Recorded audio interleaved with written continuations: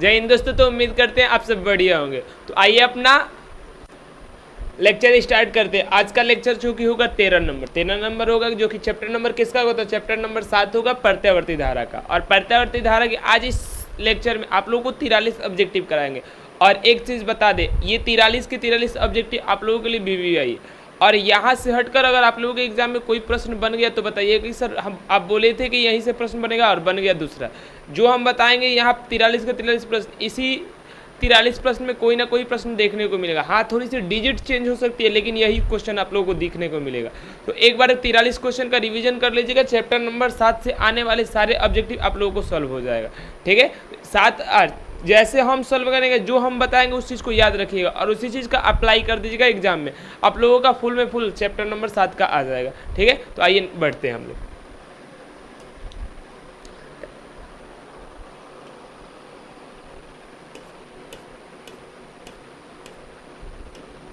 चलिए, एक नंबर आप लोगों के लिए है, यदि किसी प्रत्यावर्ती धारा का शिखर मान कितना है, 10 एम्पियर है, तो इसका वर्ग माध्य मूल मान होगा। चलिए, वन टाइप का क्वेश्चन है। वन टाइप के क्वेश्चन में क्या दिया है, प्रत्यावर्ती धारा का शिखर मान दिया है। शिखर मान का सिंबल आप लोगों को हम बताए हैं, शिखर मान का सिंबल होता है I0। क्या होता है सर जी, I0 होता है। और कितना दिया है क्वेश्चन में, तो 10 एम्पियर दिया है। अगर मान लीजिए I0 का मान दिया और आप लोगों से क्या पूछे, आप लोगों से वर्ग माध्य मूल मान पूछे, तो क्या कीजिएगा, तो सर जी I0 से IRMS निकालने का तरीका, I से I0 से, तो I0 में और √2 का डिवाइड कर दीजिएगा, तो जो आता है उसी को क्या बोलते हैं हम लोग, IRMS बोलते हैं। ठीक है, तो IRMS का मान कितना निकल कर आएगा, आइए यहाँ थोड़ा सॉल्व करना पड़ेगा। यहाँ I0 का मान 10 दिया और यहाँ नीचे दिया है 2। अगर हम लोग खोजेंगे, अगर ये मान दिया होगा ऑप्शन में तो मार देंगे, लेकिन ऑप्शन में देखिएगा तो ये दिया नहीं है। तो आइए सॉल्व कर आंसर लाना पड़ेगा। तो सॉल्व करेंगे तो क्या आ जाएगा, IRMS का मान, IRMS 10 को 10 लिख देते। और आप लोगों को शायद मालूम होगा, √2 हर परिमेयीकरण कर सकते हैं, डायरेक्ट मान भी कर सकते हैं। हर परिमेयीकरण कर देख लीजिए तो वहाँ थोड़ा सा कॉम्प्लिकेटेड हो जाएगा। तो √2 का आप लोगों को मान मालूम है 1.414 होता है। √2 का मान कितना होता है, तो 1 पॉइंट, याद रखिएगा √2 का ये मान। ठीक है, अब डिवाइड करते हैं। जब ये पॉइंट हटेगा तो ऊपर साइड 3 को 0 जाएगा, क्या जाएगा, 3 को 0, तो 3 को 0 जाएगा, यानी एक जो एगो तो पहले से 3 को 0 और चल जाएगा, तो यानी कितना हो जाएगा, तो ऊपर 10,000 हो जाएगा और नीचे हो जाएगा 1414। ठीक है, 1414 हो जाएगा। आइए अब लोग हम लोग भाग देते हैं। भाग देने के लिए आप लोग यहाँ ऊपर तरीका अपना सकते हैं, यही वाला तरीका होता है क्या, 1414 यहाँ नीचे वाले को यहाँ लिखते हैं लो, और यहाँ ऊपर वाले को यहाँ लिखते हैं लो। ठीक है, अगर देखिएगा काटिएगा तो यहाँ एक बार में तो जाएगा नहीं, कितने बार में कटना पड़ जाएगा, आप लोगों को 7 बार में कटना पड़ेगा। और 7 बार में और इससे 7 से गुना कीजिएगा तो कितना आ जाएगा, तो 98 आएगा। ठीक है, यानी 9898 आ जाएगा। अब घटाइएगा तो यहाँ 10 में से 8 गया, कितना बचेगा, तो 2 बचेगा। यहाँ हाथ से ले लिए तो 9 में से 9 गया तो कितना, तो 0। फिर यहाँ 9 में से 8 गया, कितना हो जाएगा, तो 1 हो जाएगा। कितना हो जाएगा, चलिए कितना हो जाएगा, तो 1 हो जाएगा। अब यहाँ कितना हो जाएगा, तो 0 हो जाएगा, यहाँ 0 हो जाएगा। अब तो यहाँ भाग लगेगा नहीं, भाग नहीं लगेगा तो 0 डालिए। 0 डालिएगा तो यहाँ क्या डालना पड़ेगा, तो दशमलव डालना पड़ेगा।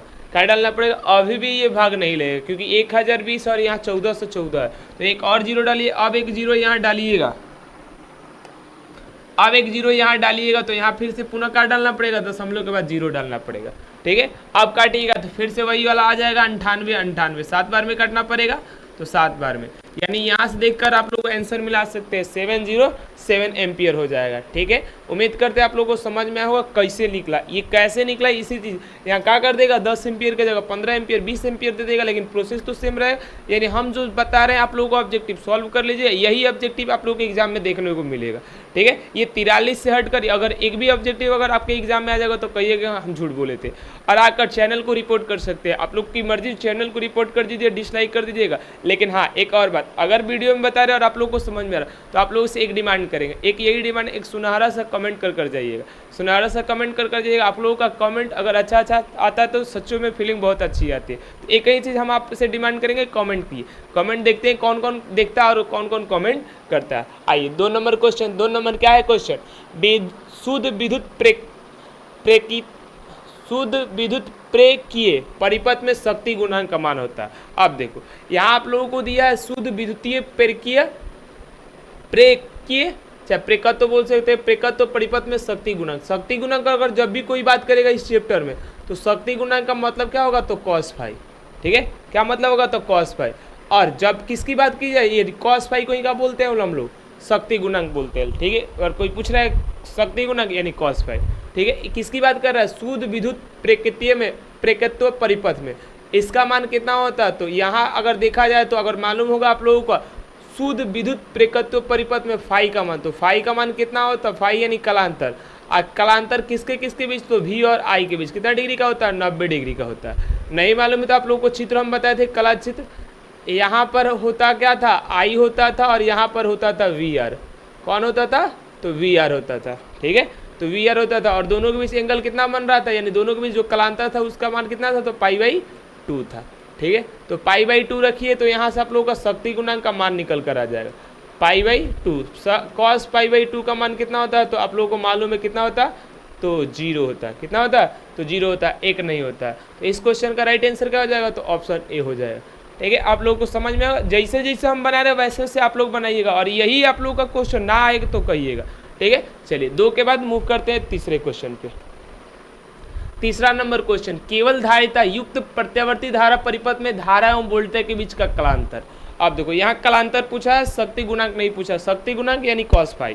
ठीक है, यानी कलांतर पूछा है। कलांतर का मतलब क्या होता है यहाँ समझा देते हैं। कलांतर का मतलब होता है विभवांतर और विद्युत धारा के कलाओं में जो अंतर होता है उसी का बोलते हैं कलांतर। जैसे सपोज कीजिए v बराबर दिया है v0 और दिया है साइन, फिर क्या दिया है ओमेगा टी। फिर अगर दिया है i का समीकरण, i बराबर I0 साइन और यहाँ दिया ओमेगा टी अब प्लस π/2। अगर देखा जाए तो i का कला ये है और v का कला ये है, दोनों के बीच जो अंतर होता है उसी को कलांतर करते हैं। अंतर निकालिएगा तो π/2 आ जाएगा। अब देखो परिपथ का नाम दे दिया है। परिपथ का क्या नाम दे दिया, केवल धारिता युक्त प्रत्यावर्ती धारा परिपथ में। जब आप लोगों का परिपथ में क्या होता है, केवल धारिता होता है, तो दोनों के बीच यानी v और i के बीच जो कलांतर होता है कितना होता है, तो डायरेक्ट याद रखिएगा कितना होता है, तो π/2 होता है। यानी v और i के बीच जो कलांतर का मान कितना होता है, तो π/2 होता है। इसको हमने क्लास में सिद्ध भी किया था कि π/2 होगा तो आखिर में होगा कैसे। ठीक है, तो यहाँ इस क्वेश्चन का राइट आंसर क्या हो जाएगा, बी हो जाएगा, यानी 90 डिग्री। यानी केवल धारिता युक्त प्रत्यावर्ती धारा परिपथ में धारा और वोल्टता के बीच कलांतर कितना होता है, तो 90 डिग्री होता है। कलांतर बताए, याद रखिएगा। चलिए नेक्स्ट क्वेश्चन पर मूव करते। नेक्स्ट क्वेश्चन चौथा नंबर, निम्नलिखित में कौन सा उपकरण विद्युत चुंबकीय प्रेरण के सिद्धांत पर आधारित है। 4 उपकरण का नाम दिया है, वोल्ट मीटर दिया है, विद्युत मोटर दिया है, विद्युत जनरेटर दिया और एमीटर। तो इन सब में जो सी नंबर ऑप्शन है यही का विद्युत चुंबकीय प्रेरण पर आधारित होता है, जिसका नाम है विद्युत जनरेटर। ठीक है, जिसको फैराडे ने खोजा था। चलिए आइए नेक्स्ट पर मूव करते हैं। कितना नंबर क्वेश्चन, तो 5 नंबर। एसी परिपथ में शक्ति केवल व्यय होती है।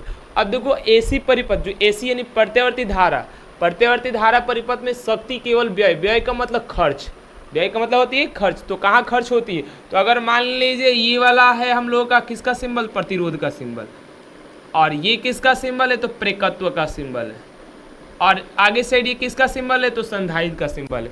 अगर शक्ति देखा जाए तो खर्च यहीं पर होती है, यानी प्रतिरोध के अक्रॉस होती है, प्रतिरोध के अक्रॉस होती है। इसके अक्रॉस शक्ति का कोई व्यय नहीं होता, इसके अक्रॉस शक्ति का कोई व्यय नहीं होता। अगर फॉर्मूला से देखना चाहते हैं तो आप लोग जानते हैं, अगर खाली प्रेरकत्व होता है तो कलांतर, यानी कलांतर का मान कितना हो जाता है, तो π/2 हो जाता है।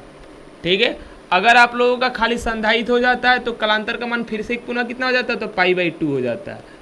ठीक है, अगर यहाँ देखा जाए प्रतिरोध होता है तो कलांतर का मान कितना हो जाता है, तो 0 डिग्री हो जाता है। यहाँ से अगर औसत शक्ति का फॉर्मूला लिखा ले तो औसत शक्ति P एवरेज इक्वल टू कितना होता है, IRMS VRMS और बगल में होता है cos फाई। ठीक है, cos फाई, अगर cos 0 डिग्री होगा तभी ना कुछ मान मिलेगा। अगर यहाँ इन दोनों केस में देखिए, अगर फाई का मान आपने π/2 पुट कर दिया तो एवरेज शक्ति यानी P एवरेज का मान कितना आ जाएगा, तो 0 आ जाएगा। यानी दो स्थिति में कौन कौन, प्रेरकत्व में और संधारित्र में P एवरेज का मान 0 होता है, लेकिन प्रतिरोध में 0 नहीं आता है। तो शक्ति का व्यय ओनली कहाँ होता है, तो प्रतिरोध में होता है, इसमें नहीं होता है, इसमें नहीं होता है, इनमें से सभी तो होगा ही नहीं। यानी समझ में आ गया। यानी अगर कोई पूछेगा एसी परिपथ में शक्ति का केवल व्यय कहाँ होता है, तो प्रतिरोध में होता है, प्रतिरोध में ही शक्ति का व्यय होता है, और यहाँ हमने सिद्ध कर भी बता दिया। चलिए नेक्स्ट क्वेश्चन पर मूव करते हैं। 6 के बाद स्लाइड 7 नंबर है, इस पे क्वेश्चन नंबर 6 है, ठीक है। विद्युत लेपन में व्यवहार आने वाली धारा, यानी विद्युत लेपन यानी विद्युत का अगर लेपन करना तो इसमें कौन सी धारा का उपयोग होगा, तो कौन सी धारा का उपयोग होगा, याद रखिएगा डीसी। डीसी का मतलब दिष्ट धारा। दिष्ट धारा का अगर यहाँ से देखा जाए तो एक अंतर भी लिखा जा सकता है कि वैसी धारा जिसका विद्युत लेपन में यूज किया जाता है उसको दिष्ट धारा कहते हैं, जिसका यूज नहीं किया जाता उसको क्या बोलते हैं, प्रत्यावर्ती धारा बोलते हैं। आइए नेक्स्ट क्वेश्चन पर मूव करते हैं। 6 के बाद 7 नंबर क्वेश्चन। तो 7 नंबर क्वेश्चन है, एक प्रत्यावर्ती धारा का समीकरण ये दिया और क्या पूछा है, वर्ग माध्य मूल मान। आप लोगों के एग्जाम में समीकरण आएगा और पूछेगा क्या, वर्ग माध्य मूल मान। तो समीकरण ऐसा हो सकता है यहाँ कुछ चेंज कर दे, लेकिन चेंज भी कर देगा तो हम लोग निकाल देंगे। जब समीकरण दिया होगा, मान लेते हैं ये समीकरण दिया, आई का समीकरण दिया है कितना, 60 दिया है, साइन दिया है, फिर कितना दिया है 100 पाई टी, 100 पाई टी। अब प्लस यहाँ देखो शायद नहीं आया, फाई दिया है, मान लेते कुछ ना कुछ फाई दिया है, कलांतर दिया, ठीक है। चलिए यानी हो सकता है, अब देखो ये कहलाता है इसका कौन सा मान, तो आई नॉट। आई नॉट यानी प्रत्यावर्ती धारा का शिखर मान। अब आप लोग जानते हैं वर्ग माध्य मूल मान निकालने के लिए क्या चाहिए आपको, शिखर मान चाहिए। तो शिखर मान दिया है 60 और इसको किससे डिवाइड कर दीजिए, √2 से डिवाइड कर दीजिए। यही क्या कहलाएगा, वर्ग माध्य मूल मान कहलाएगा, वर्ग माध्य मूल मान कहलाएगा। आप लोग देखिए ऑप्शन ए दिया है, ठीक है, ऑप्शन ए दिया है। उम्मीद करते हैं आप लोगों को समझ में, खाली किए चेंज क्या करेगा। और यही क्वेश्चन ना है तो कहिएगा कि सर जी आप झूठ बोले थे और ये क्वेश्चन नहीं है। जो हम बता रहे वही क्वेश्चन आपके एग्जाम में देखने को मिलेगा। तो रिवीजन करते रहिएगा और आप लोग बार बार इसको बना लीजिएगा, बार बार बना लीजिएगा और एग्जाम में बैठिएगा। आप लोगों की फीलिंग अगर अच्छी नहीं है तो गुड, अगर अच्छी फीलिंग नहीं है तो कहिएगा कि सर जी झूठ बोल रहे थे, ठीक है। चलिए तो आगे 7 के बाद अब मूव करते हैं क्वेश्चन 8 पे। क्वेश्चन 8 आप लोगों के लिए क्या है, केवल धारिता युक्त प्रत्यावर्ती धारा परिपथ में धारा एवं वोल्टता के बीच कलांतर। अभी भी शायद इसको बताया कितना होता है, तो 90 डिग्री होता है। सेम टाइम का क्वेश्चन है, यानी कलांतर पूछ रहा है क्या, अगर केवल धारिता युक्त प्रत्यावर्ती धारा है तो परिपथ में धारा और वोल्टता के बीच कलांतर कितना होता है, तो 90 डिग्री होता है, ठीक है। 8 के बाद मूव करते हैं 9 नंबर क्वेश्चन। 9 नंबर क्वेश्चन क्या, आरोपित वोल्टता ऊपर से किसी एलसीआर परिपथ में अनुनाद की स्थिति में आरोपित वोल्टता और धारा के बीच का कलांतर क्या होता है। आइए याद रखिएगा ये चीज को कैसे बताएंगे। अनुनाद की स्थिति में अगर बताने के लिए हम बता सकते हैं ये आंसर होता है, लेकिन कैसे होता है उस चीज को बनाते जाइएगा और आप लोग याद करते जाइएगा। क्या, किसी एलसीआर परिपथ में अनुनाद की स्थिति में आरोपित वोल्टता तथा धारा के बीच कलांतर। आप लोगों ने एलसीआर परिपथ का कला चित्र बनाया होगा। कला चित्र में क्या होता है, अगर नहीं बनाया होगा तो याद रखिएगा यही है इसका कला चित्र। कला चित्र में क्या होता है, यहाँ आई होता है और इसी के क्रॉस कौन होता है, तो वी आर होता है। कौन होता है, वी आर। और नीचे साइड कौन होता है, तो वी सी होता है। ऊपर साइड कौन होता है, तो वी एल होता है। और अनुनाद की स्थिति में वी एल जो एल के क्रॉस विभवांतर होता है सी के क्रॉस विभवांतर के बराबर होता है। तो बताइए इन दोनों का नेट कुछ आएगा, तो नहीं आएगा सर जी। तो यहाँ दोनों के कारण बीच में रहेगा। और आप लोगों को देखा जाए तो परिपथ में नेट विभवांतर खाली क्या बचेगा, तो वी आर बचेगा। और वी आर किस दिशा में, तो सर जी आई की दिशा में। तो आई और वी आर की दिशा समान है, इसलिए हम लोग बोल सकते हैं कलांतर का मान कितना है, तो सर जी 0 डिग्री है। यानी अनुनाद की स्थिति में याद रखिएगा फाई का मान कितना होता है, तो 0। अब फाई को क्या कहते हैं, तो कलांतर कहते हैं, ठीक है। तो चलिए यहाँ आप लोगों का कितना होता है, आंसर नंबर डी यानी 0। कलांतर कितना होता है, अनुनाद की स्थिति में विभवांतर और विद्युत धारा के बीच कलांतर कितना होता है, तो 0 डिग्री होता है। चलिए नेक्स्ट क्वेश्चन पर मूव करते हैं। 9 के बाद 10। 9 के बाद कहाँ मूव करते हैं, 10 नंबर। 10 नंबर एक क्वेश्चन दिया, एक ऊंचाई ट्रांसफार्मर की द्वितीय कुंडली में धारा का मान प्राथमिक कुंडली की तुलना में होता है। तुलना कर रहा है यानी उसके कंपेयर में ज्यादा होता है या कम होता है, ठीक है। तो आइए आप लोगों को हम ट्रांसफार्मर बताए थे। ट्रांसफार्मर का ये आकृति था, ये हम लोगों का क्रोड था। क्रोड में ये हम लोगों का फेरों की संख्या थी,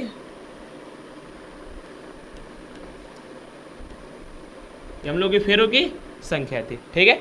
अब आप लोग जानते हैं, लोग क्या बोल रहा है, एक ऊंचाई का मतलब, ऊंचाई ट्रांसफार्मर का मतलब जो वोल्टता के मान को बढ़ाता है। यहाँ अगर वोल्टता 10 वोल्ट है तो ऊंचाई ट्रांसफार्मर का काम है यहाँ 10 से ज़्यादा कर देना। 10 से ज़्यादा कुछ हो सकता है, 20 वोल्ट कर देना। यानी अब पूछता है प्राथमिक कुंडली की तुलना में धारा, लेकिन धारा क्या करेगा, अगर यहाँ 2 एम्पियर होगी तो यहाँ धारा को कम कर 1 एम्पियर कर देगी। यानी प्राथमिक कुंडली में धारा ज्यादा होगा और द्वितीय कुंडली में धारा क्या होगी, कम होगी। ठीक है, यानी धारा का कॉम्बिनेशन पूछा है, विभव का कॉम्बिनेशन नहीं पूछा है। अगर ये पूछेगा धारा का कॉम्बिनेशन तो ऊंचाई का काम का, यहाँ प्राथमिक कुंडली में विद्युत धारा ज्यादा होता और द्वितीय कुंडली में विद्युत धारा कम होता है, लेकिन वोल्टा पूछेगा तो प्राथमिक कुंडली में कम होता और द्वितीय कुंडली में ज्यादा होता। तो यहाँ आइए पढ़िए क्वेश्चन, एक ऊंचाई ट्रांसफार्मर की द्वितीय कुंडली में धारा का मान प्राथमिक कुंडली की तुलना में क्या होता है, तो सर जी कम होता है। क्या होता है, कम होता है। मार सकते हैं लोग, अब याद रखिएगा। और यही वोल्टा पूछे तो क्या कहिएगा, ज्यादा होता है। फेरो की संख्या पूछिएगा तो क्या होता है, तो ज्यादा होता है। ठीक है, यानी अगर ई पूछे, विद्युत वाहक बल पूछे तो ज्यादा बोलेंगे, नंबर ऑफ यानी फेरो की संख्या पूछे तो ज्यादा बोलेंगे, लेकिन आई पूछे तो क्या बोलेंगे, कम बोलेंगे। क्या बोलेंगे, कम बोलेंगे। ठीक है, चलिए 10 नंबर उम्मीद करते हैं आप लोगों को समझ में कैसे कैसे सॉल्व हो रहा है। ठीक है, फिर से अगेन वही बात बोल रहे हैं, एक बार पूरी की पूरी चीज को रिवीजन कर लीजिए। अगर इससे हट के और कोई आपका ऑब्जेक्टिव बन गया तो कहिएगा सर जी झूठ बोल रहे थे। ठीक है, तो बने रहिएगा वीडियो में, पूरा का पूरा वीडियो देखिए, पूरा का पूरा 43 के 43 ऑब्जेक्टिव मोस्ट इंपॉर्टेंट है, मोस्ट इंपॉर्टेंट है, जो कि आप लोगों के लिए एक ओवरव्यू पूरा का पूरा तैयार कर देगा। इससे हट के कोई प्रश्न आने वाला भी नहीं है। आइए 11 नंबर क्या है, प्रत्यावर्ती धारा परिपथ में यथार्थ शक्ति का व्यंजक होता है। आप लोग को व्यंजक हम प्राप्त किए थे, नहीं मालूम है तो आप लोग याद रखिएगा। यथार्थ शक्ति का व्यंजक क्या होता है, यथार्थ शक्ति यानी औसत शक्ति की बात कर रहे हैं। ठीक है, यानी वास्तविक मान। तो इसका व्यंजक क्या होता है, यहाँ सर जी आया था IRMS, फिर क्या होता है, यहाँ होता है VRMS और होता है cos फाई। आंसर को मैच कर लीजिए, यही क्या होता है, यथार्थ शक्ति का सूत्र होता है, यथार्थ शक्ति का सूत्र होता है। तो देखिएगा आंसर नंबर आप लोगों को सी दिखेगा। क्या लिखा है, ERMS IRMS हम पहले लिखे, उसे कोनो दिक्कत नहीं। ERMS IRMS और cos फाई, यानी आंसर कौन सा हो जाएगा, तो सी हो जाएगा। ठीक है, चलिए नेक्स्ट क्वेश्चन पर मूव करते हैं। नेक्स्ट है एलआर परिपथ में कलांतर। एलआर परिपथ में कलांतर क्या होता है, तो एलआर परिपथ का कला चित्र अगर बनाने आता है तो ठीक है। देखो आप लोगों को हम कला चित्र बता देते हैं, कला चित्र एलआर का कैसे बनता है, एलआर का कैसे बनता है, इसका पूरा एक्सपेरिमेंटल हम बताए थे। अगर यहाँ आप लोगों को क्लियर नहीं हो पा रहा है तो याद रखिएगा हम जो बात बता रहे हैं, ये वाला चित्र जो क्या है, एलआर का कला चित्र, एलआर का कला चित्र, एलआर का कला चित्र, कला चित्र। इसमें क्या होता है, यहाँ होता है वीआर और यहाँ होता है वीएल, और जिधर साइड वीआर होता है उधर साइड आई होता है। यही का है एलआर का कला चित्र। और यहाँ पर इसका वी नेट होता है, यानी बी से कौन होता है, तो वी नेट होता है। क्या पूछा आपसे, कलांतर पूछा है। कलांतर का मतलब विद्युत धारा और नेट विभव के बीच के अंतर को। तो यहाँ फाई निकालने के लिए हम किसकी सहायता लेते हैं, तो 10 की सहायता लेते हैं। 10 निकाल ली तो 10 बराबर क्या होता है, लंब बट्टा लंब। ये देखा जाए तो ये सामने वाली क्या हो जाएगा, लंब। लंब किसका काम करेगा, तो वीएल का काम करेगा। तो वीएल बट्टा वीआर। वीएल निकालने के लिए आप लोगों को हम बताएं आई और एक्सएल का मल्टीप्लाई कर देते हैं, और वीआर निकालने के लिए आई और आर का मल्टीप्लाई कर देते हैं। आई से आई खत्म हो जाएगा। एक्सएल का सूत्र बताया है ओमेगा और एल होता है, नीचे साइड क्या है, आर है। तो यहाँ हम लोगों का हो जाएगा। अब देखो यहाँ खाली 5 बोला है तो 5 कर दीजिए और 10 को उधर भेज दीजिए। तो 10 इनवर्स क्या हो जाएगा, ओमेगा एल बट्टा आर। ये आप लोगों को याद रखिएगा, डायरेक्ट याद रखिएगा। इस चीज को हम बोल रहे हैं डायरेक्ट। बनाने अगर समझ में आ गया है तो बनाना सीख लीजिए, और नहीं समझ में तो डायरेक्ट याद रखिए, क्योंकि ये मोस्ट इंपॉर्टेंट क्वेश्चन है, ये आता भी है। फाई यानी एलआर परिपथ में कलांतर का मान कितना होता है, तो 10 इनवर्स ओमेगा एल बट्टा आर होता है। तो इस क्वेश्चन का राइट आंसर क्या हो जाएगा, तो ऑप्शन नंबर ए हो जाएगा। ठीक है, चलिए नेक्स्ट मूव करते हैं। 12 के बाद 13 नंबर। 13 नंबर क्या है, 13 नंबर ट्रांसफार्मर में परिमन अनुपात होता है। इस चीज को याद रखिएगा, ये नहीं लिख पाए। परिमन अनुपात का मतलब क्या होता है, तो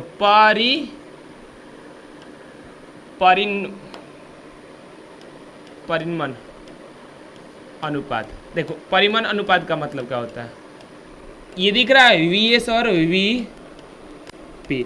इसका मतलब द्वितीय कुंडली का विद्युत वाहक बल और यह है प्राथमिक कुंडली का विद्युत वाहक बल। इन दोनों के अनुपात को ही क्या बोलते हैं, ट्रांसफार्मर का परिणत अनुपात। ये डिफिनीशन नंबर 1 है, यानी डिफिनीशन नंबर 2 अगर आपके एग्जाम में आ जाएगा कभी दूसरा नंबर, NS बट्टा NP, यानी द्वितीय कुंडली में फेरों की संख्या तथा प्राथमिक कुंडली में फेरों की संख्या के अनुपात को भी क्या बोलते हैं, परिमन अनुपात। या आ जाए IP बट्टा IS, IP बट्टा IS, यानी प्राथमिक कुंडली में विद्युत धारा तथा द्वितीय कुंडली में विद्युत धारा के अनुपात को भी क्या बोलते हैं, परिमाण अनुपात। तो देख लीजिए तीनों में कौन सा अनुपात दिया है, तो तीनों में देखिएगा तो अनुपात दिया है VS बट्टा VP, यानी VS ऊपर होना चाहिए और VP नीचे होना चाहिए, यानी परिमाण अनुपात कौन है। अगर यही यहाँ दिया होता NS बट्टा NP तो ये भी आंसर हो जाएगा, और ना दिया होता IP बट्टा IS दिया होता तो ये भी राइट आंसर हो जाता है। ठीक है, ये तीनों के तीनों रॉन्ग आंसर है। ठीक, आइए 13 के बाद 14 पर मूव करते हैं। RC का बीमीय सूत्र देखो, अब आप लोगों के इस 12 के स्टैंडर्ड पे क्या हो रहा है, एक राशि का बीमीय सूत्र नहीं पूछ रहा है, दो राशि का मिला मिलाकर बीमीय सूत्र पूछ दे रहा है। तो दोनों राशि का अगर जब तक सूत्र आपको पता ना होगा तब तक का बीमीय सूत्र नहीं निकलेगा, आप लोग खुद जानते हैं। तो आइए हम दोनों राशि का बीमीय सूत्र लिख देते हैं, मतलब हम बनाना सिखा देते हैं। अगर RC यानी दो राशि कंबाइन में होगा तो उसका बीमीय सूत्र कैसे निकालिएगा, तो कैसे निकालिएगा, तो कैसे के लिए R और C का पूछा है ना, R का सूत्र क्या होता है, तो V बट्टा I होता है। क्या होता है, विभव और विद्युत धारा का अनुपात होता है। फिर C का कितना होता है, तो C का होता है Q बट्टा V, Q बट्टा V, V से V कैंसिल हो जाएगा, तो RC का सूत्र क्या बनेगा, Q ऊपर बचेगा और नीचे I बचेगा। अब दोनों का बीमा लिख दीजिए, इसका होता है AT और इसका होता है A से A खत्म हो जाएगा, यानी इसका बीमा क्या हो जाएगा, तो T हो जाएगा, इसका हो जाएगा। इन चारों ऑप्शन में नहीं दिया है, यानी मिला लीजिएगा। अगर m के पावर 0, l के पावर 0 या t के पावर -1 दिया है, अगर ये प्लस दिया होता तो ये हो जाता, नहीं दिया, यहाँ -2 दिया नहीं होगा, यहाँ सबका पावर दिया नहीं होगा, यहाँ सबका पावर दिया नहीं होगा, यानी चारों ऑप्शन में कोई नहीं दिया। इस यानी RC का कितना होगा, RC का बीमीय सूत्र ओनली T होगा, ओनली क्या होगा, तो T होगा। आइए हम लोग नेक्स्ट पर मूव करते हैं। इसके बाद 15 नंबर क्या बोला है, प्रेरणिक प्रतिघात, प्रेकत्व प्रतिघात बोल सकते हो, यहाँ थोड़ा सा प्रिंटिंग मिस्टेक, प्रेकत्व प्रतिघात होता है। प्रेकत्व प्रतिघात ये दिया है सूत्र, तो आप लोग सूत्र याद रखिएगा। प्रेकत्व प्रतिघात का सिंबल जो होता है XL होता है, XL बराबर क्या होता है, तो ओमेगा होता है और सर जी L होता है, मिलाइएगा नहीं दिया होगा। तो ओमेगा का सूत्र आप लोगों को बताएं 2πf, और किससे मल्टीप्लाई कर दीजिए, L से मल्टीप्लाई कर दीजिए, यही क्या होता है, तो प्रेकत्व प्रतिघात होता है, प्रेकत्व प्रतिघात होता है। आइए मिलाते हैं, तो यहाँ आप लोगों का आंसर कौन हो जाएगा, तो A नंबर हो जाएगा। ठीक है, XL। अब आते हैं हाँ दिष्ट। अब देखो यहाँ थोड़ा सा क्वेश्चन पूरा आया नहीं है, क्या क्वेश्चन लिखा है हम बोल देते हैं आपके बुक में, और PYQ में क्या लिखा है।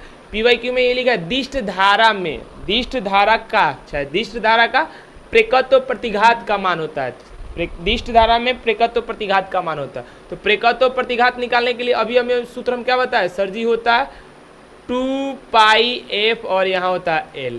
आप लोग जानते हैं दिष्ट धारा की आवृत्ति होती है 0, तो यहाँ से XL का मान कितना आ जाएगा, तो 0 आ जाएगा। तो यहाँ आप लोगों का आंसर क्या हो जाएगा, तो ऑप्शन नंबर A हो जाएगा।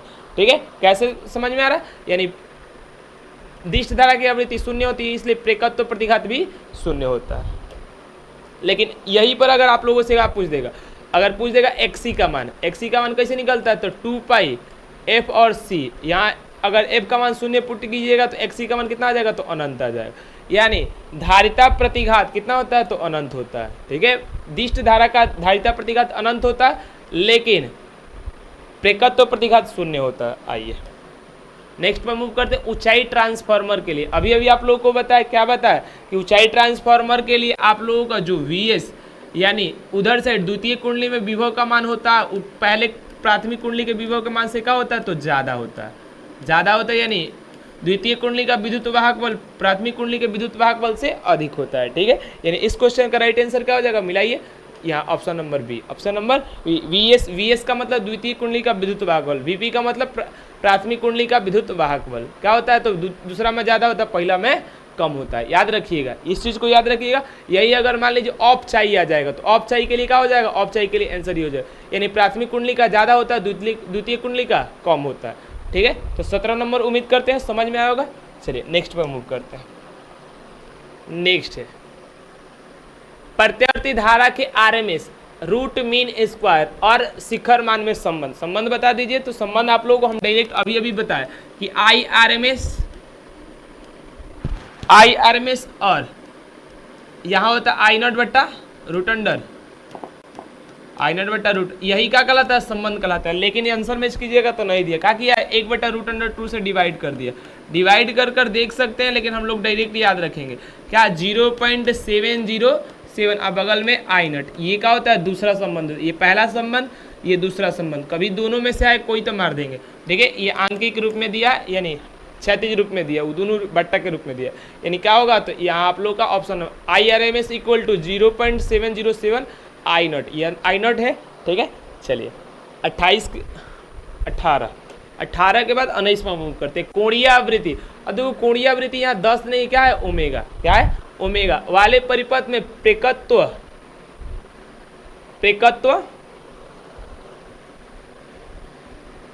रोध का मान। तो यहाँ क्वेश्चन ही नहीं आया कि आखिर में बोला क्या बोला। अगर देखा जाए तो कोणीय आवृत्ति अगर ओमेगा है, तो अगर हमसे पूछ रहा है प्रेकत्व प्रतिघात का मान, तो प्रेकत्व प्रतिघात एक्सेल का मान अभी बताया ना, क्या होता है, तो ओमेगा एल होता है। यानी इस क्वेश्चन का राइट आंसर क्या हो जाएगा, बी हो जाएगा। अगर ऐसा पूछे तब होगा, ठीक है, मिला लीजिएगा। अगर PYQ में क्या पूछा है, कोणीय आवृत्ति ओमेगा वाले परिपथ का प्रेकत्व प्रतिघात क्या होता है, तो ओमेगा एल होता है, ठीक है।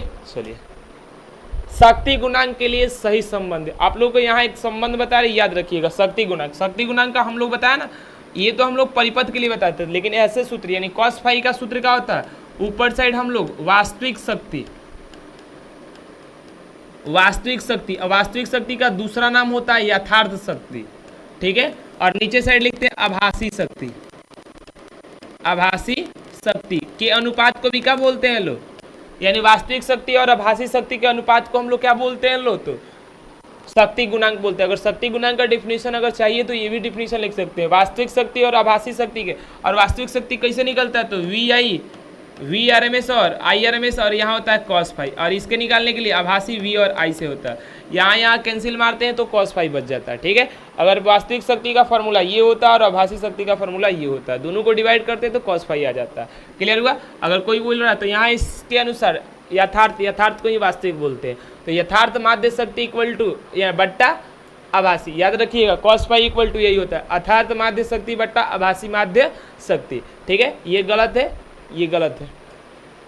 Z/R, R/Z, देखो ये सिंबल में दिया, तो आप लोग के एग्जाम में जरूर बताएगा Z क्या है, R क्या है। यहाँ Z को आप लोग प्रतिबाधा जानते लो और R को प्रतिरोध जानते लो, ठीक है। देख लेंगे इस टर्म में दिया हुआ, लेकिन परिपथ अगर क्लियर होता तब हम इस पर चर्चा भी करते, परिपथ क्लियर नहीं है तो चर्चा कहाँ करें। तो याद रखिएगा शक्ति गुणांक का ये चीज, क्या वास्तविक शक्ति और आभासी शक्ति के अनुपात को ही बोलते हैं शक्ति गुणांक। चलिए अब आते हैं धारिता। अब प्रतिपाद लिखा है लेकिन प्रतिघात होगा, ठीक है, प्रतिघात होता है। तो अभी बताया धारिता प्रतिघात का सूत्र क्या होता है, 1/ओमेगा से। और ओमेगा बराबर क्या होता है सर जी, तो ओमेगा बराबर होता है 1/2 पाई एफ और बगल में सी। मिला लीजिए, आप लोगों का कोनो ना कोनो दिया होगा, यहाँ दिया ऑप्शन नंबर ए, ठीक है। ऑप्शन नंबर ए इस क्वेश्चन का राइट आंसर हो जाएगा। यानी XC इक्वल टू क्या होता है 1/ओमेगा सी, और यहाँ से XC का दूसरा चीज़ क्या हो जाएगा 1/2 पाई FC हो जाएगा, ठीक है। तो 21 का राइट आंसर ए हो जाएगा। चलिए नेक्स्ट पर मूव करते हैं। नेक्स्ट कौन कितना नंबर, 22 नंबर है। ट्रांसफार्मर के कोर का परतदार बनाया जाता है ताकि, देखिएगा अगर ट्रांसफार्मर को देखिएगा तो परतदार बनाया जाता है, उसके पीछे लॉजिक क्या होता है, तो भंवर धारा से हानि होती, ट्रांसफार्मर में भंवर धारा से हानि होती, उसी को कम करने के लिए उसको क्या बनाया जाता है, तो परतदार बनाया जाता है। यानी इस क्वेश्चन का राइट आंसर याद रखिएगा, भंवर धारा की हानि को कम कर सके इसलिए ट्रांसफार्मर को क्या बनाया जाता है, परतदार पटलित बनाया जाता है, ठीक है। चलिए किसी प्रत्यावर्ती परिपथ में I का मान ये दिया और V का मान, I का मान 15 cos ओमेगा टी दिया है, V का मान 200 sin ओमेगा टी दिया, तो शक्ति हानि होगा। देखो एक चीज, सबसे पहले I का समीकरण और V का समीकरण देखना होगा। तो आप लोग देखिएगा यहाँ cos और यहाँ sin, ये अगर दोनों जब तक सेम ना हो तब तक कलांतर नहीं बता सकते। तो सेम करने का तरीका, सबसे पहले I लिख लेंगे और फिर V लिख लेंगे। V का समीकरण देखिएगा तो यहाँ दिया है 200 और यहाँ दिया है sin, फिर दिया है ओमेगा टी। I का देखिएगा तो यहाँ दिया है 15, फिर दिया है cos और ओमेगा टी। अब देखो सबसे पहले क्या कीजिएगा, इस cos को sin में चेंज कीजिएगा। तो बदलने के लिए आप लोगों को त्रिकोणमिति में अनुपात बताया गया, त्रिकोणमिति में अनुपात क्या बताएगा 15, और यहाँ sin लिख सकते हैं और क्या 90 प्लस थीटा, थीटा का मान कितना है, तो ओमेगा टी है, ओमेगा टी है, यानी 90 प्लस थीटा, ये क्या होता है cos थीटा होता है। अब कंपेयर कर सकते हैं, यहाँ साइन है यहाँ साइन है, ठीक है। अब यहाँ दोनों के कलाओं में अंतर देखिएगा तो कितना होता है, π/2 होता है। अब बताओ क्या पूछा है, शक्ति हानि पूछा है, यानी P एवरेज का मान पूछा है। तो P एवरेज इक्वल टू क्या होता है, IRMS VRMS, बहुत बार सूत्र लिख दिया, VRMS और कॉस फाई। अब आप लोग बताओ, जब कॉस फाई का मान 90 होता है तो पी एवरेज यानी शक्ति हानि होती ही नहीं है, यानी शक्ति हानि कितनी होती है तो 0 होती है। ठीक है, जब भी याद रखिएगा कॉस फाई यानी फाई का मान अगर पाई/2 तो पी का मान 0, पी का मान 0, यानी इस क्वेश्चन का राइट आंसर क्या हो जाएगा तो डी हो जाएगा। ठीक है, 23 के बाद अगला नेक्स्ट क्वेश्चन पर मूव करते हैं। 23 के बाद 24 नंबर, ट्रांसफार्मर में विद्युत ऊर्जा का ऊष्मा में हानि को कहा जाता है। देखो, ट्रांसफार्मर में जो विद्युत ऊर्जा होता है उसका ऊष्मा में हानि होता है, उसको क्या बोला जाता है, ताम्र क्षय बोला जाता है। यानी ताम्र लिखा है, ताम्र क्षय बोला जाता है, ताम्र क्षति या ताम्र क्षय बोला जाता है, चाहे ताम्र ह्रास बोला जाता है। ठीक है, विद्युत ऊर्जा का ऊष्मा में जो हानि होती है उसका नाम क्या होता है, ताम्र क्षति। लौह क्षति नहीं होता है, स्थलीय क्षति नहीं होता है, इनमें से कोई नहीं। यानी इस क्वेश्चन का राइट आंसर क्या हो जाता है, ताम्र क्षति। ठीक है, 24 के बाद नेक्स्ट क्वेश्चन पर मूव करते हैं लोग। 25, एलआर परिपथ का शक्ति गुणांक। अब ये भी देख लो, एलआर परिपथ का कला क्षेत्र, कला क्षेत्र में क्या होगा, यहाँ पर सर जी होगा वी आर और यहीं पर होगा आई। ठीक है, यहाँ इसके जस्ट लंबवत कौन होगा तो लंबवत होगा वी एल। ठीक है, इससे बीच में कौन होगा तो वी नेट होगा, कौन होगा तो वी नेट होगा। और वी नेट और आई के बीच जो एंगल बनेगा उसी को हम लोग क्या बोलेंगे तो फाई बोलेंगे। तो फाई शक्ति गुणांक का मतलब क्या है, cos phi. Cos phi equal to क्या होता है, आधार बट्टा, यानी कॉस थीटा इक्वल टू क्या होता है, आधार बट्टा कर। देखा जाए तो यहाँ अगर त्रिभुज बनेगा तो इस त्रिभुज के लिए वी आर किसका कम करेगा, आधार का, और कर्ण किसका कम करेगा, यानी इसका कम कौन करेगा तो वी नेट। तो cos phi equal to V R बट्टा वी नेट। ठीक है, यहाँ से कॉस फाई इक्वल टू क्या हो जाएगा, cos phi equal to I R, और नीचे साइड आई और जेड होता है। यहाँ से यहाँ कैंसिल मार देंगे, आई से आई कैंसिल हो जाएगा, R by Z, R by Z ही क्या होता है तो आर बाई जेड,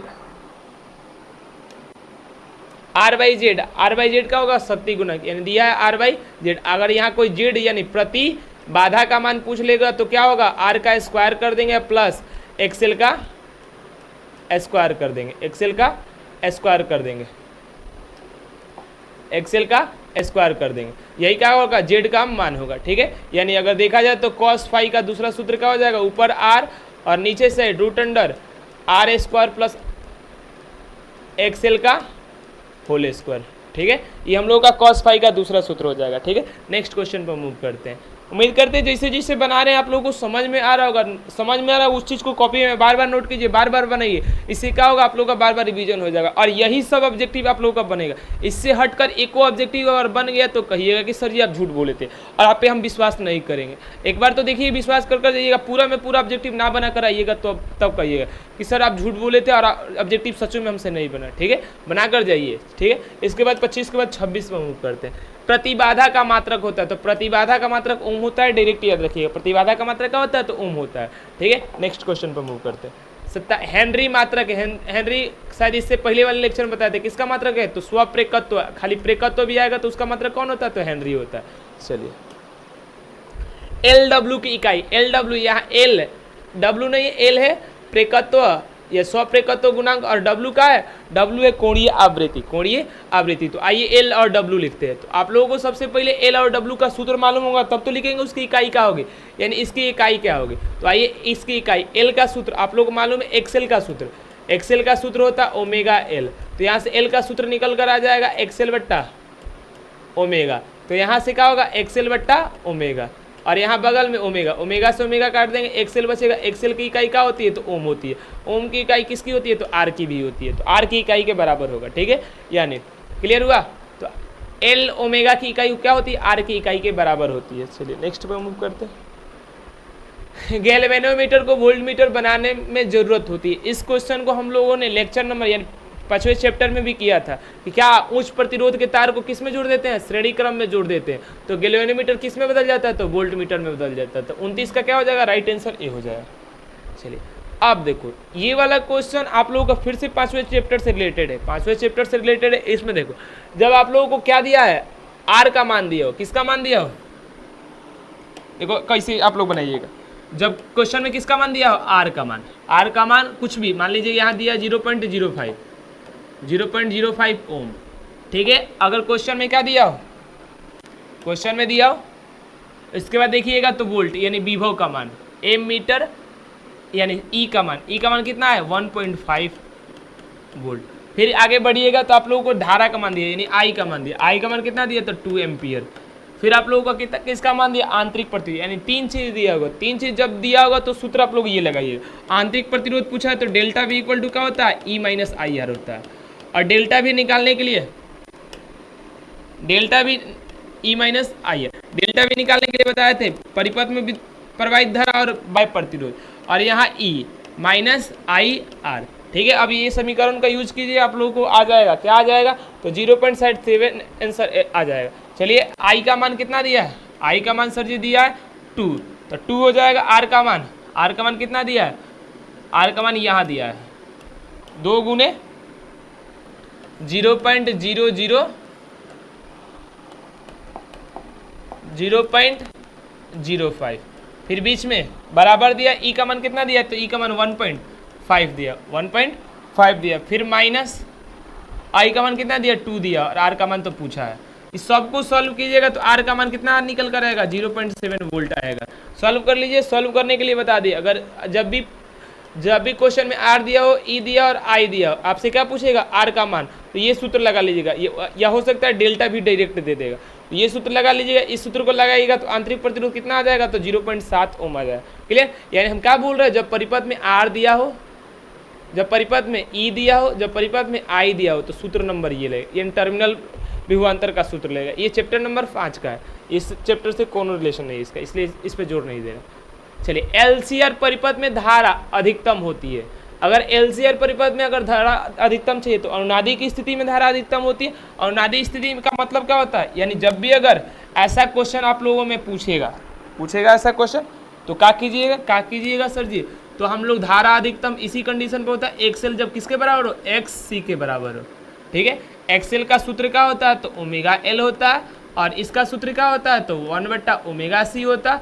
यहाँ से देखा जाएगा तो ओमेगा यहाँ चल जाएगा, तो ओमेगा का स्क्वायर, और यहाँ 1/LC हो जाएगा, और ओमेगा का मान कितना हो जाएगा? तो 1/√C हो जाएगा, √C हो जाएगा, LC हो जाएगा।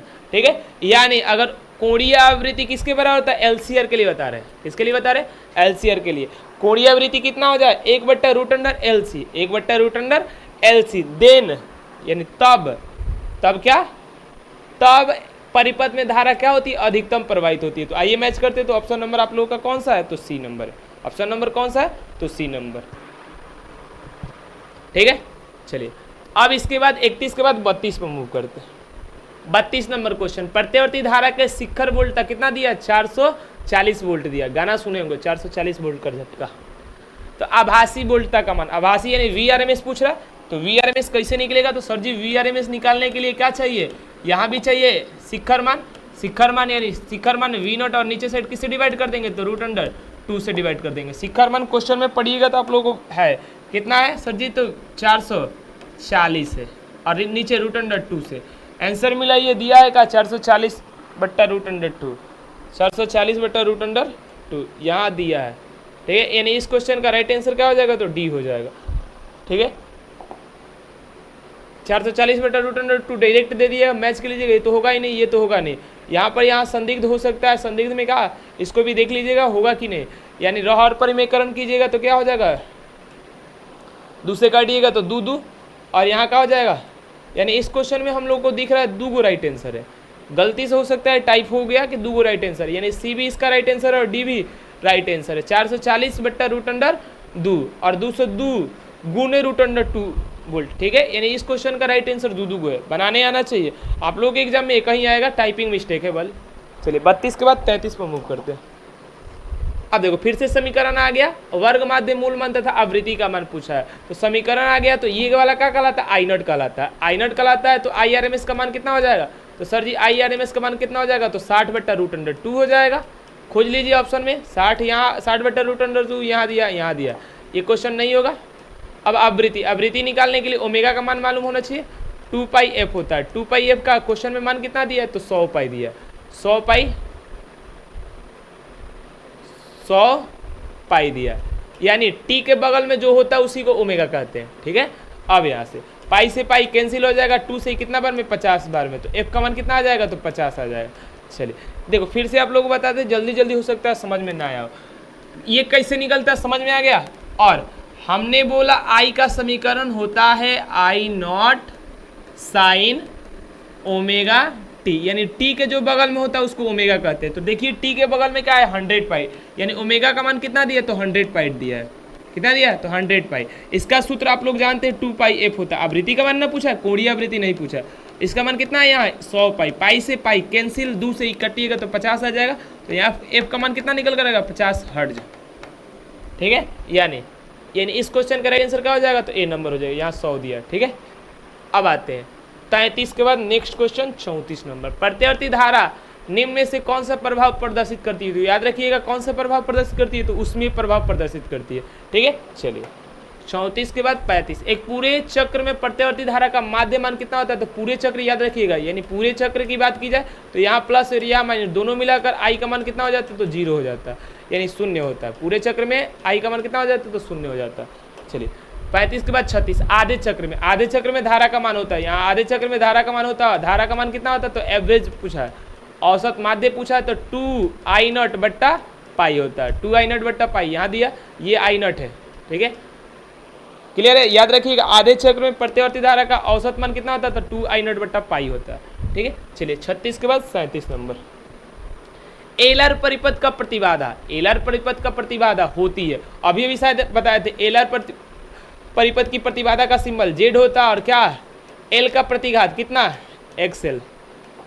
एक्सएल का क्या कर दीजिए स्क्वायर कर दीजिए, फिर आर का प्रतिरोध जो होगा क्या है आर का स्क्वायर कर दीजिए, यही का प्रतिबाधा। लेकिन इस रूप में नहीं दिया, किस रूप में दिया एक्सएल का मान पुट कर दिया, ओमेगा का whole square plus R square. मिलाइए आप लोगों को दिख जाएगा, आर स्क्वायर पहले दिया ओमेगा एल स्क्वायर बाद में दिया। इस क्वेश्चन का राइट आंसर क्या हो जाएगा तो ए नंबर हो जाएगा। ठीक है, ये सब गलती है। 37 के बाद 38 नंबर। प्रत्यावर्ती धारा परिपथ में शक्ति व्यय, वही वाले बात, शक्ति व्यय खाली कहाँ होता है तो प्रतिरोध में होता है, इन दोनों में नहीं होता है। ठीक है, चलिए